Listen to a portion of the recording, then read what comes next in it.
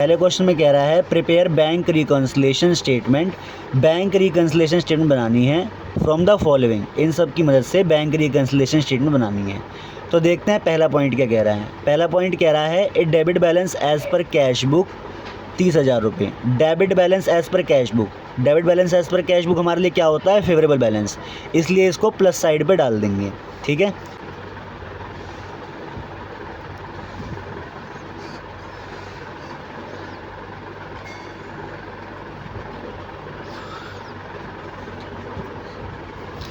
Balance as per cash book 30,000। अब दूसरा point देखते हैं कि दूसरा पॉइंट क्या कह रहा है। भाई दूसरे पॉइंट में कह रहा है check deposited but not cleared, यानी कि हमने चेक डिपॉजिट तो करे हैं बैंक में बट नॉट क्लियर्ड नहीं हो पाया अभी तक। अब इस चीज़ के कहने का मतलब क्या है, पहले इसकी स्टोरी समझते हैं। देखो भाई, अब देखो भाई आपको स्टोरी समझा देता हूँ। पहले स्टोरी क्या है कि चेक डिपॉजिटेड, भाई चेक डिपॉजिट, देखो भाई हमारी कैश बुक और पासबुक जो रहती है ना वो हमेशा सेम रहती है।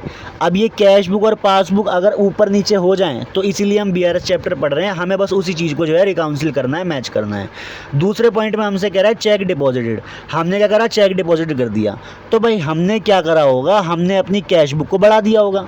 कितने रुपए से बढ़ा दिया होगा, 2,000 रुपये से बढ़ा दिया होगा। तो हमारी कैश बुक जो है 2,000 रुपये से बढ़ गई, हमने चेक डिपॉजिट करे इसलिए। पर आगे कह रहा है बट नॉट क्लियर्ड, पर चेक जो है वो क्लियर्ड नहीं हुए। इसका मतलब जब वो चेक जो है बैंक में गए ना तो वो क्लियर्ड नहीं हो पाए। अब होगी कोई वजह, भाई छुट्टी पड़ गई होगी बैंक की, है ना, उसमें कोई टेक्निकल एरर होगा, कुछ तो हो गया होगा, उस वजह से जो है पासबुक हमारी नहीं बढ़ पाई। बढ़ना तो चाहिए था पासबुक को, उसे भी 2,000 से बढ़ना चाहिए था, पर वो चेक जो है क्लियर ही नहीं हो पाए, वो चेक वहीं के वहीं रह गए। तो हमारी सिचुएशन क्या बन गई, ये सिचुएशन बन गई। अब इस सिचुएशन को मैच करने के लिए या तो इसको ऊपर जाना पड़ेगा या तो इसको नीचे आना पड़ेगा। अब आपको कैसे पता चलेगा कि किसको ऊपर ले जाना है किसको नीचे ले जाना है, भाई जिस भी बुक का बैलेंस आपको गिवन हो उसी बुक के साथ छेड़खानी करनी है। हमें पहले में ही दे रखा है balance as per cash book का बैलेंस दे रखा है, तो कैश बुक को ही ऊपर नीचे करेंगे चाहे कुछ भी सिचुएशन हो।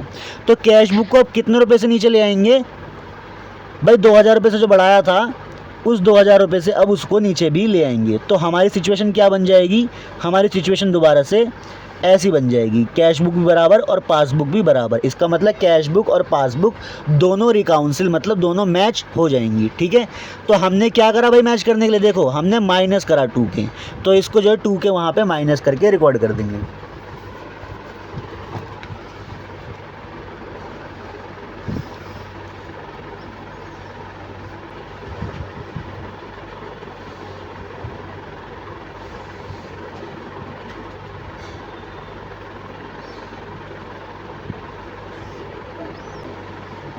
अगला पॉइंट देख लेते हैं कि अगले पॉइंट में क्या कह रहा है।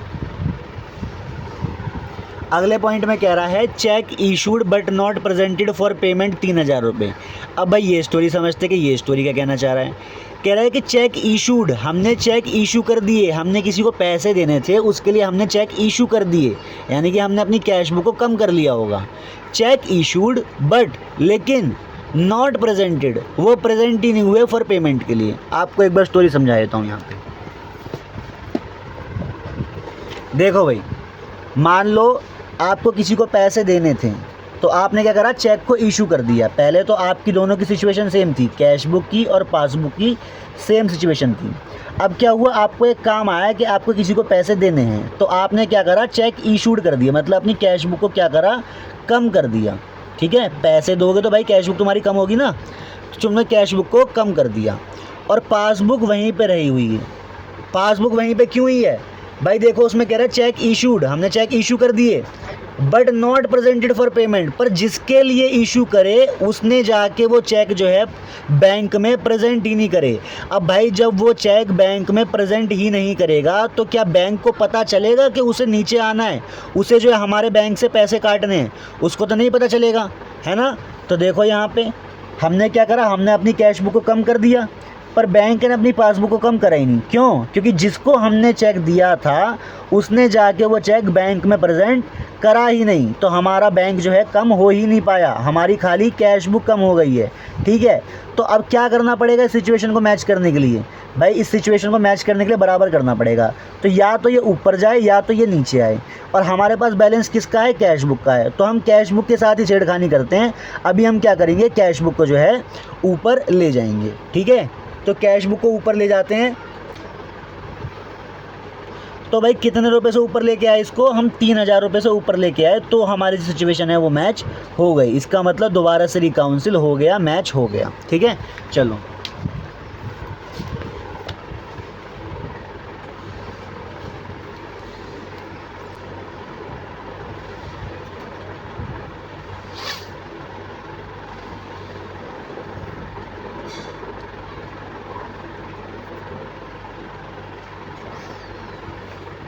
अगला पॉइंट देख लेते क्या अगले पॉइंट में क्या कह रहा है।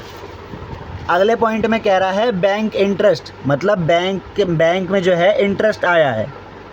अब देखो भाई, बैंक आम तौर पे आपको क्या देता है? आपको इंटरेस्ट देता है या आपसे इंटरेस्ट लेता है? अब आप कहोगे भैया इसमें बैंक इंटरेस्ट लिखा हुआ है, ना तो ये लिखा है कि चार्ज्ड और ना ही ये लिखा है कि गिवन। तो भाई आम तौर पे आप बैंक से क्या रिश्ता समझते हो कि बैंक में आप पैसे डालोगे तो बैंक आपको इंटरेस्ट देगा, ना कि आपसे इंटरेस्ट लेगा। ठीक है, हाँ ले भी सकता है, पर वो और कंडीशन होंगी जो मैं समझा दूंगा। ठीक है, अभी तो वो आपको अगर साइलेंट है इसका मतलब आपको इंटरेस्ट दे रहा है। ठीक है भाई, अगर वो आपको इंटरेस्ट देगा तो क्या स्टोरी बनेगी वो देख लेते हैं एक बार। देखो, अगर मान लो बैंक आपको इंटरेस्ट दे रहा है तो आपकी कैश बुक और पासबुक सामने होंगी। देखो, मान लो ये आपकी कैश बुक है और ये आपकी पासबुक है।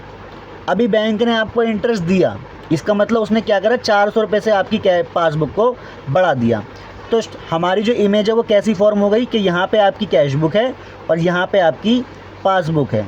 ठीक है, अब जो है सिचुएशन तो भाई मैच नहीं हो रही है, इस सिचुएशन को मैच करना पड़ेगा। अब इस सिचुएशन को मैच करने के लिए क्या करना पड़ेगा, किसी बुक को ऊपर नीचे लेके जाना पड़ेगा। हमारे पास बैलेंस किसका है? कैश बुक का, तो हम कैश बुक का क्या करेंगे, ऊपर ले जाएंगे।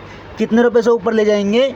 400 रुपये से। ये 400 रुपये से ऊपर गई है तो हम भी इसे 400 रुपये से ऊपर ले जाके मैच कर देंगे। तो अब सिचुएशन ये बन जाएगी, इसका मतलब अब ये मैच हो जाएगा, अब ये रिकाउंसिल हो जाएगा, अब हमारा सही हो जाएगा। तो हमने सही करने के लिए क्या करा, कैश बुक को 400 से ऊपर ले गए, तो 400 जो है प्लस कर देते हैं।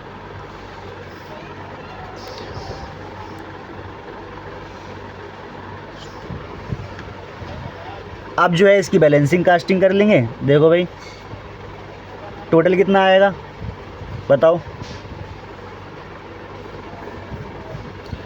टोटल आ जाएगा 30,000, 3,000, 33,000, 33,400 रुपये, 33,400 रुपये। और 33,400 में से अगर 2,000 माइनस करेंगे तो 31,400 रुपये इधर बैलेंस बच जाएगा। और देखो भाई एक बात याद रखना, अगर आपने balance as per cash book से स्टार्ट करा है तो हमेशा जाके पासबुक पे ही ख़त्म होगा वो। ठीक है, तो अभी किस पे ख़त्म हो जाएगा, बैलेंस एज पर पासबुक। ठीक है, ये आपका हो गया क्वेश्चन नंबर 1।